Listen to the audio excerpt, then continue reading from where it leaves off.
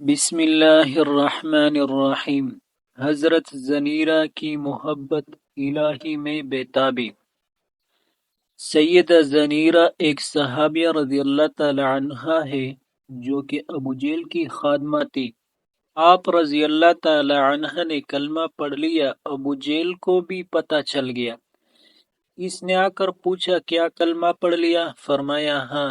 آپ رضی اللہ تعالی عنہ بڑی عمر کی تھی، مشقتیں نہیں اٹھا سکتی، مگر ابو جیل نے اپنے دوستوں کو ایک دن بلایا اور ان کے سامنے بلا کر انہیں مارنا شروع کر دیا، لیکن برداشت کرتی رہیں کیونکہ وہ تو اللہ تعالیٰ کے نام پر اس سے بڑی تکالیف بھی برداشت کرنے کے لیے تیار تھی۔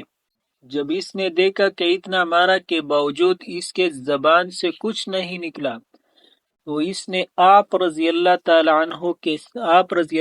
عنہ کے سر میں کوئی چیز ماری، جس سے آپ رضی اللہ تعالی عنہ کی بینائی زائل ہو گئی اور آپ رضی اللہ تعالی عنہ نابینا ہو گئی۔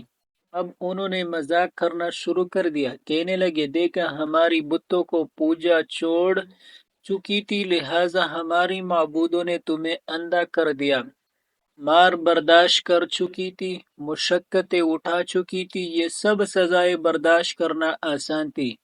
مگر جب انہوں نے یہ بات کہی تو آپ رضی اللہ تعالی عنہ برداشت نہ کر سکی، چنانچہ فوراً تڑپ اٹھی، اسی وقت کمرے میں جا کر سجدے میں گر گئی اور اپنے محبوب حقیقی سے راز و نیاز کی باتیں کرنے لگ گئی۔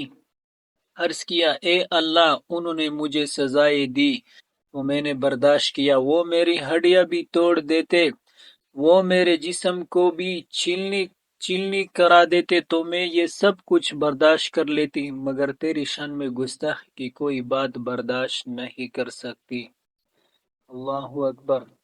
وہ تو یوں کہتے ہیں کہ ہمارے محبوبوں نے تمہاری بینائی چھین لی، اے اللہ جب میں کچھ نہیں تھی تو نے مجھے بنا دیا، بینائی بھی عطا کر دی، اب تو نے ہی بینائی واپس لی ہے، اے اللہ تو مجھے دوبارہ بینائی عطا فرما دے تاکہ ان پر تیری عظمت کھل جائے۔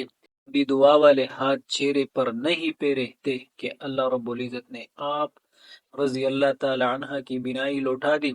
سبحان اللہ۔ اس وقت مرد تو مرد، عورتوں میں بھی یوں محبت الہی کا جذبہ بھرا ہوا ہوتا تھا۔ یہاں پر ایک پیارا سا شعر ہے، جب عشق سے تیری بر گئے ہم، تو ہی رہا جدھر گئے ہم، تیری ہی طرف کو راہ نکلی، بھولے بھٹکے جدھر گئے ہم، بھولے بھٹکے جدھر گئے ہم۔